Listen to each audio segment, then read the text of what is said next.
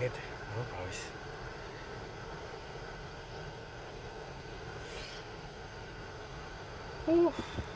Buhay Saudi, mga boss idol.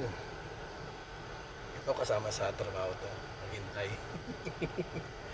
Ayan, okay to. Titising ko to. Pero yung mga bagay-bagay na hindi nakasama sa trabaho. Yun. Kaya dito ko na dinadaan sa Facebook. Okay lang, wala. Makalabas-labas lang yung kung ano may nasa loobin ko. Wala lang. Yun lang. Pag nainis, bilang ko sapatos. Nakaramdam ng pagod para makapawi-pawi ng pagod. Yun lang mga boss idol. Yun.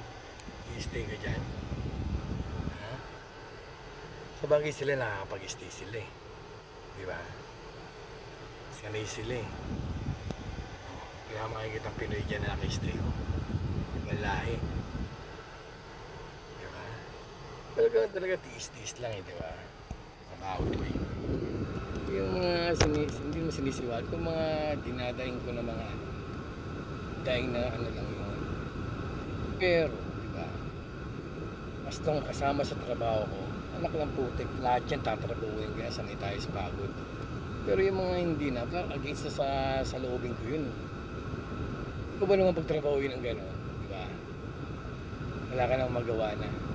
Diba? Kaya dito ko na lang dinadaan. Baka hinga-hinga mo lang sa akin. Sa'yo malaking bagay yun na ihinga mo. Kanino mo ihinga? Diba? Ito yung pinaka-style ko para malabas-labas ko kahit paano yung nanakit ko. Diba? Wala nang magawa. Ganun lang, may labas ko.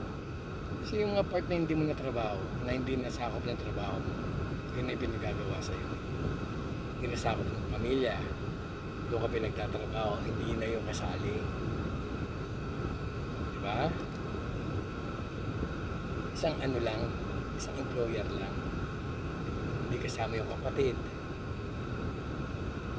Hindi kasama yung pinsan.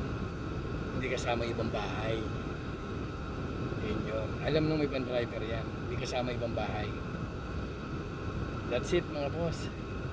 Alam mo, makabili na naman ako ng sapatos. Grabe. Init eh. Iinis ako. May the God bless us always. Bagito boy. Saudi boy. Thank you very much.